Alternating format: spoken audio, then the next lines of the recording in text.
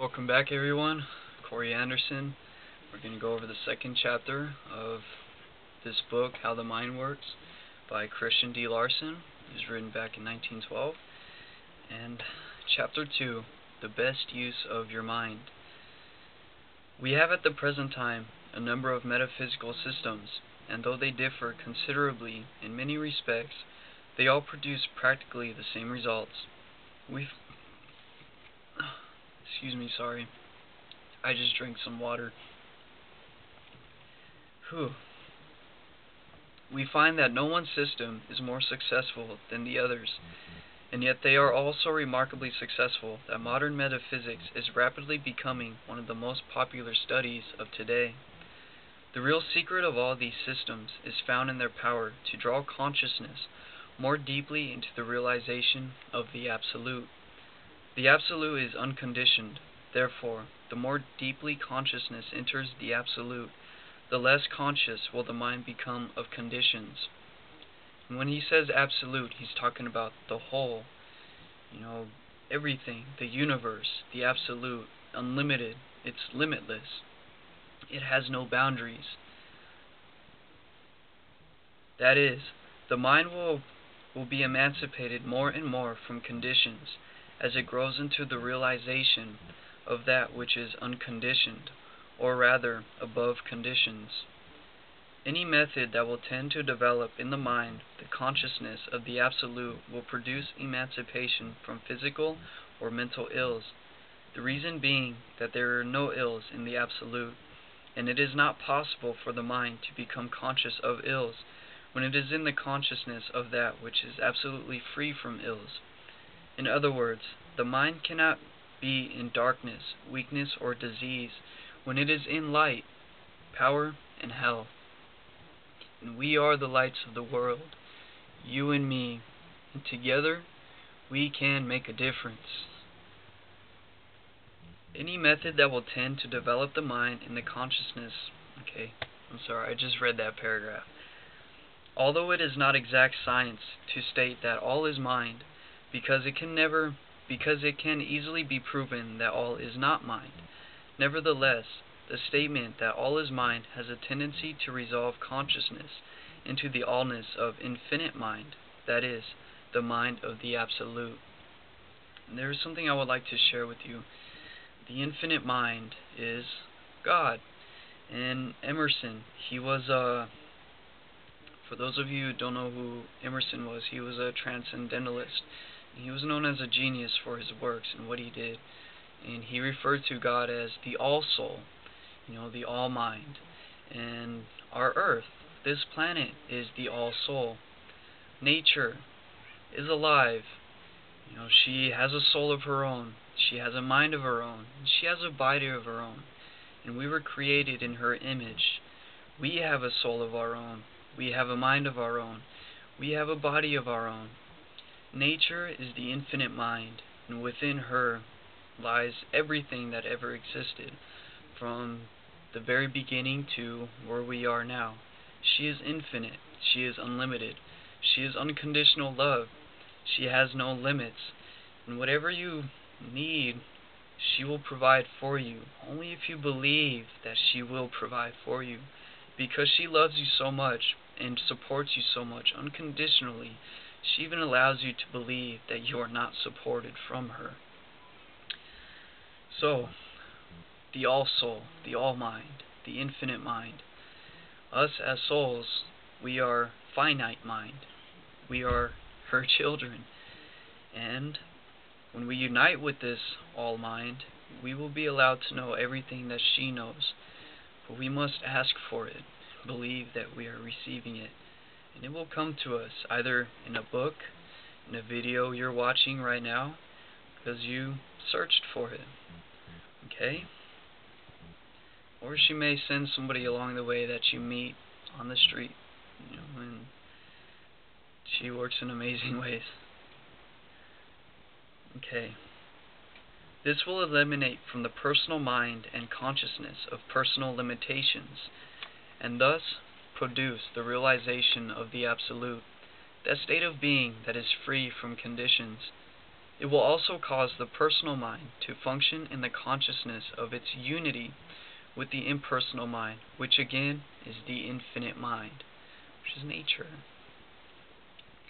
In like manner, it is not scientific to deny the existence of matter, because matter does exist.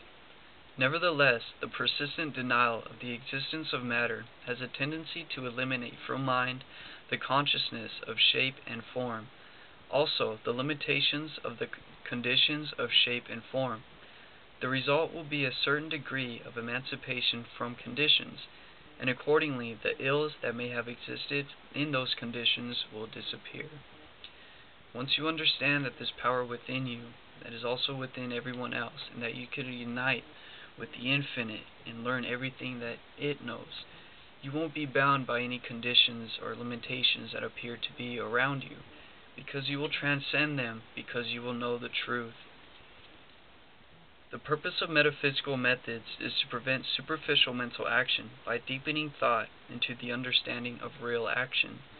That is, to prevent bondage to the limitations of form by awakening the consciousness of that limitless life that animates all form, and also to prevent the creation of imperfect conditions by producing in the mind the realization of absolutely perfect states. Any method that will tend to promote these objects in view will provide helpful to the degree in producing personal emancipation from sickness, adversity, or want, but if the method is not strictly scientific, its value will be very limited, and will prove to be nothing more than a temporary aid in the lesser aspects of life. In this connection, we must remember that no metaphysical method can fully promote the purpose in view unless it recognizes the reality of the whole universe and aims to produce advancement in every individual expression of universal life. However, every method is at first incomplete, therefore not strictly scientific. But to be scientific, we must give everything due credit for what it is doing, no matter how limited it may be in its personal power. To awaken the consciousness of the real, the unconditioned, and the absolute, it is not necessary to declare that all is mind, or is it necessary to deny the existence of matter. On the contrary, such methods should be avoided, because they will prove detrimental to the highest development of the individual if employed for any length of time. And we realize that our purpose is not simply to emancipate man from the ordinary ills of personal life, but also to develop man to the very highest heights of real greatness. There is a world of absolute reality that exists within and about all things. It permeates all things and surrounds all things. It is an infinite sea in which all things live and move and have their being. It is the source of everything, and being limitless, can give limitless life and power to anything. And he's talking about nature, the infinite mind that permeates through all, because it is in this mind that all creatures of the earth live and move and have their being. All science recognizes this world of absolute reality, and it is the purpose of metaphysics, that is, the best use of the mind, to gain that understanding that will enable any individual to place himself in perfect conscious touch with that world. This absolute reality is the perfect state of being upon which all individual beings is based. Therefore, the more perfectly conscious the individual becomes of the absolute, the less imperfection there will be in the life of the individual. And when individual consciousness is completely resolved in absolute consciousness, the cosmic state is realized, a state with such marvelous beauty and such indescribable joy that it is worth 1,000 ages of pain to come within its gates for just one single moment. To develop the consciousness of the absolute and to grow steadily into the realization of the reality of perfect being, the fundamental essential is to live habitually in the metaphysical attitude. This is a distinct attitude, by far the most desirable attitude of the mind, and comes as a natural result of the mind's discernment of the existence, the reality, and the absoluteness of the universal sea of unconditioned love. This attitude is emancipating because it removes the imperfect by resolving the mind into the consciousness of the perfect. It produces the realization of the real, and thus floods human life with the light of the real. That light that is invariably dispels all darkness, whether it be ignorance, adversity, want, weakness, illusion, or evil in any form or condition. The secret of all metaphysical methods of cure is found in the peculiar power of the metaphysical attitude.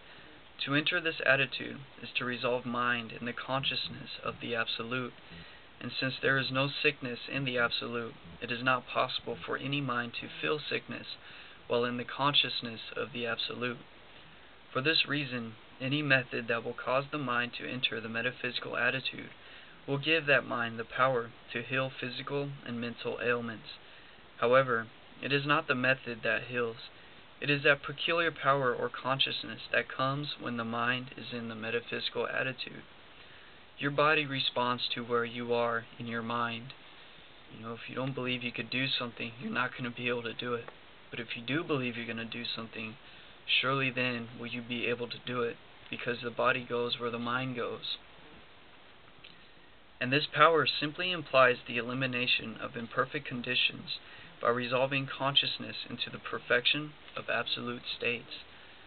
The actions of the mind are back of all personal conditions. Therefore, when the mind begins to act in the consciousness of absolute states, it will express the perfection, the health, the wholeness, and the power of those states. And when the qualities of such states are expressed, imperfect conditions must necessarily disappear. Light and darkness cannot exist in the same place at the same time. Neither can health or disease. When the former comes, the latter is no more. When light comes upon you, darkness will be no more. When health comes upon you, disease cannot be no more. When the mind is placed in the metaphysical attitude, the conscious realization of the more powerful forces of life is gained. This means possession and mastery of those forces, at least in a measure, and the result will be decided increase in the power, the capacity, and the ability of every active faculty of the mind. It is therefore evident that every person who desires to become much and achieve much should live habitually in the metaphysical attitude. It is for this attitude that the best use of the mind is secured. And there is an ancient text. It says, "You must be before you can have." You must be the person in your mind before you could be that person in the outer world. The metaphysical attitude is distinct from the physical attitude, and it is highly important for every person to clearly understand this distinction. Both attitudes will place the mind in touch with the more powerful forces of life, but the metaphysical is based upon the conviction that all power is in itself good, and that the mind naturally controls all power.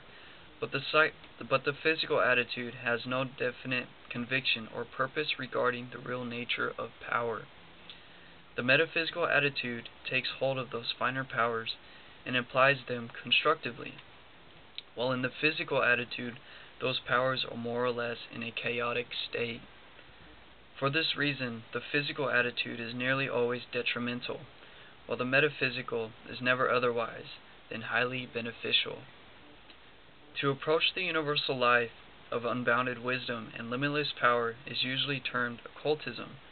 We find, therefore, that metaphysics and occultism have the same general purpose and deal largely with the same elements and powers, but they do not make the same use of those elements and powers, nor are the results identical in any sense whatever.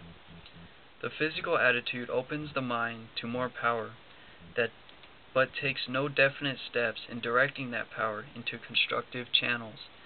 If the mind is wholesome and constructive, while in the physical attitude, the greater powers thus gained will be beneficial, because it will in such a mind be directed properly. But to enter the physical while there are adverse tendencies, false ideas or perverted desires in mind, it is decidedly detrimental, because this great power will at such times be misdirected. And the greater the power, the worse will be the consequence when misdirection takes place. To state it briefly, no mind can safely enter the physical attitude unless it has a spotless character, a masterful mind, and knows the truth about everything in this present state of existence. But as this requirement is practically beyond everybody, we must conclude that no one can safely enter the physical state. To enter the physical attitude is to fill the personality with new forces, some of which will be very strong, and if the mind is not constructive through and through at the time, some or all those forces will become destructive. You must put your mind into subjection to principle, because your mind without principle may lead you to immoral ways and destructive ways. However, it is not possible to make the mind constructive through and through without entering the metaphysical attitude. That is, the mind is not fit to enter the physical attitude until it has entered, first, the metaphysical attitude. But as the same powers are secured in the metaphysical attitude, the physical attitude becomes superfluous. Therefore, to give a single moment of thought or attention to occultism is a waste of time. When a mind enters the metaphysical attitude, it becomes constructive at once, because the metaphysical attitude is naturally a constructive attitude, being based upon the conviction that all things are in themselves good and working together for their good. All power is good, and all power is constructive. This is the truth. All power is beneficial when applied according to its true purpose, but no mind can ever apply power according to its true purpose until it becomes thoroughly constructive, and no mind can become thoroughly constructive until it enters the metaphysical attitude. In this attitude, all thought and attention is given to that which makes for better things and greater things. The mind is placed in such perfect harmony with the Absolute that it naturally follows the law of the Absolute, and to follow this law is to be all that you can be. It is therefore the very soul of advancement, attainment, and achievement, having nothing but construction in view. The fact that the practice of occultism produces extraordinary phenomena, either upon the physical plane or in the world of mental imaginary imagery, gives it an atmosphere of the marvelous, and therefore it becomes extremely fascinating to the senses. Metaphysics, however, does not aim to appeal directly to the senses, nor does it produce mere phenomena. On the contrary, metaphysics appeals directly to the superior understanding, and its purpose is to develop worth, greatness, and superiority within man. Those persons who live habitually in the metaphysical attitude have a wholesome, healthful appearance. They are bright, happy, contented, and they look clean. They are thoroughly alive, but in their expression of life there is a deep calmness that indicates extraordinary power and the high attainment of real harmony. We realize, therefore, why it is only in the metaphysical attitude that we can secure the best use of the mind. The metaphysical attitude is rich in thoughts and ideas of worth. Such ideas are always constructive, and when applied, will invariably promote practical and tangible advancement. To entertain pure metaphysical thought is to grow in the power to create higher thought, and also to grow in the conscious realization of the real, thereby eliminating imperfect conditions of mind, thought, or personality by resolving the mind in the consciousness of the unconditioned. Metaphysics deals fundamentally with the understanding of the principle of absolute reality, that is, that complete something that underlies all things, permeates all things, and surrounds all things. It deals with the all that there is in the world of fact and reality, and we can readily understand that the mind must aim to deal with the all if its use is to be for the best. In other words, The best use of the mind, naturally, implies the use of the mind that gives the highest, the largest, and the most comprehensive application of everything there is in the mind, and this the metaphysical attitude invariably tends to do. The understanding of the principle of absolute reality, that is, the soul, so to speak, of all that is real, also reveals the great truth that the individual expressions of life have their source in the perfect state of being, and that the growth of the individual mind in the consciousness of this perfect state of being will cause the same perfection of being to be expressed more and more in the personal man. The term perfection, however, in this sense implies that state of being that is all that it can be now, and that it is so much that nothing in the present state of being can be added. We all see perfection, that is, the state where the mind realizes in itself those ideas that are discerned as possibilities within itself, and this form of perfection, the metaphysical attitude, has the power to produce in any mind at any time. In fact, to enter the metaphysical attitude is to give higher and higher degrees of this perfection to every power, every faculty, every function, and every talent in human life. There are various methods for producing the metaphysical attitude, but the better way is to give the first attention to the development of the metaphysical sense, that is, to train the mind to think more and more of the state of consciousness wherein the perfection of the real is the one predominating factor. When this sense is awakened, each mind will find its own best methods. The majority, however, have this sense and need only to place it in action. To give full action to the metaphysical sense, we should aim to discern the absolutely real that is within everything of which the mind can be conscious. We should try to carry out this aim in connection with every process of thought, especially those processes that involve the exercise of the imagination. Now, the imagination. What is the imagination? The imagination is your tool used for creation. Like this camera I'm recording this video on had to first exist in somebody's imagination before it could become a real tangible fact. And what they did was they first envisioned it, they visualized it. This is the camera that I want to build. They imagined it, and they took the necessary steps in the external world to make that a visible thing. And because they did that, I am now able to record this video and share this with you guys. So, that being said, that will be the end of chapter 2. If you guys like this video, please share it. Also subscribe. And I'll see you on the other side of the galaxy. Take care.